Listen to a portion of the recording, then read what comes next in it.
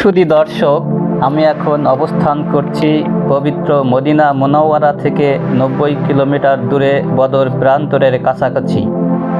Medina থেকে গাড়িযোগে বদর যুদ্ধে যাওয়ার মহাসড়কের পাশেই এই ঐতিহাসিক বীর সেপা অবস্থিত। বীর সেপা হলো সৌদি আরবের মদিনা ও বদরের মাঝামাঝি অঞ্চলে অবস্থিত অত্যন্ত তাৎপর্যপূর্ণ ও অলৌকিক একটি ঐতিহাসিক কূপ। আরবি বীর শব্দের অর্থ কূপ বা কুয়া এবং শিপা শব্দের অর্থ নিরাময় বা আরোগ্য, অর্থাৎ বীর সেপা মানে হলো আরোগ্যের কূপ।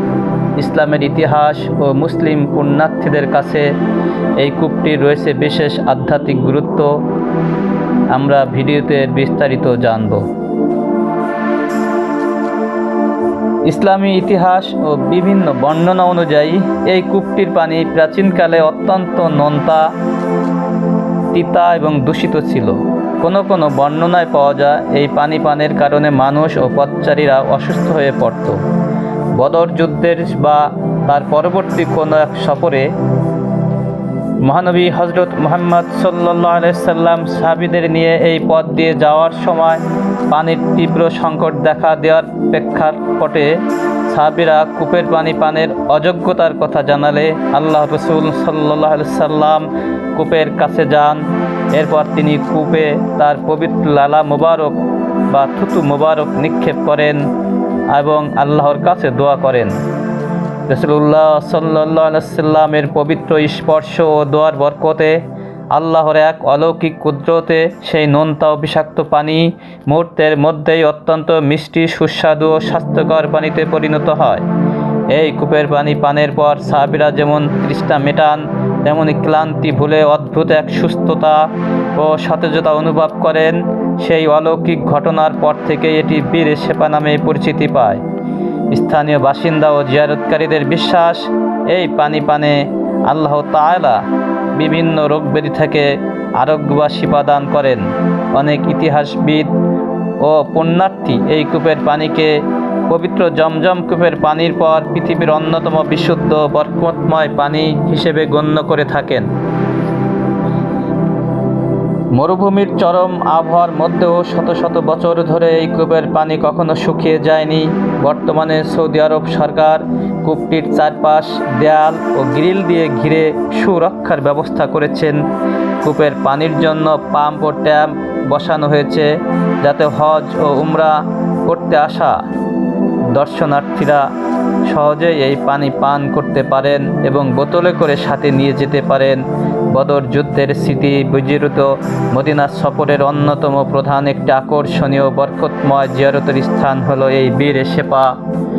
ঐতিহাসিক এই বীর সেপার পাশেই হজরত উবায়দা ইবনুল হারিস রাদিয়াল্লাহু তাআলার মাকবারা অবস্থিত।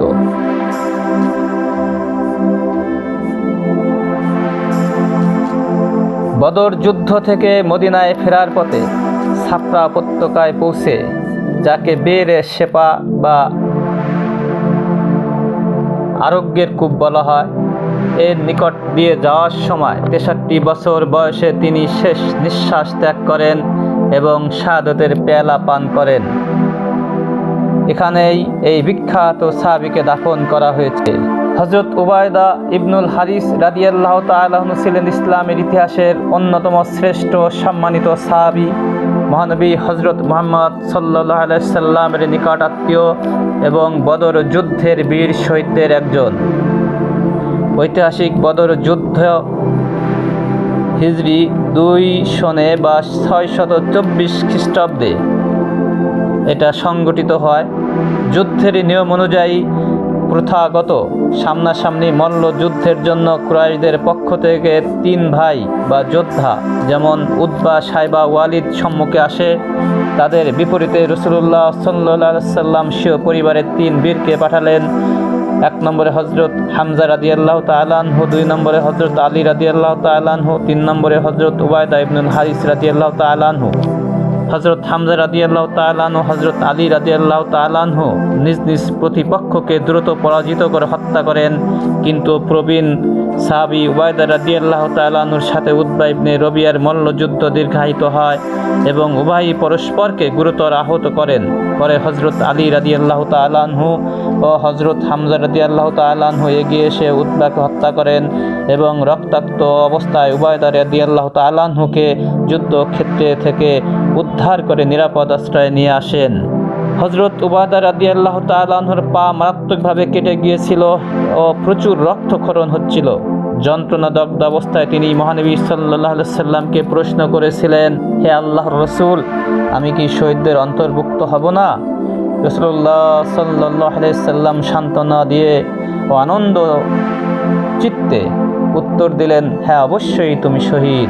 হাদিস ও ইতিহাসের বর্ণনা এসেছে, একবার রাসূলুল্লাহ সাল্লাল্লাহু আলাইহি সাল্লাম এই আস-সাফরা উপত্যকার পাশ দিয়ে যাচ্ছিলেন। সাথে থাকা সাহাবীগণ মৃগনাভি বা কস্তুরীর মতো সুগন্ধ পাচ্ছিলেন। তখন তারা জিজ্ঞেস করলেন, হে আল্লাহর রাসূল, কিসের এই সুন্দর সুবাস?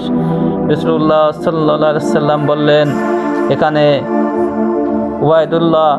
উবায়দা ইবনুল হারিস রাদিয়াল্লাহু তাআলা আনহুর কবর অবস্থিত। এই সুবাস তার কবর থেকে আসছে। তিনি ছিলেন বদর যুদ্ধাহত শাহাদত বরণকারীদের মধ্যে অন্যতম শ্রেষ্ঠ সাহাবী।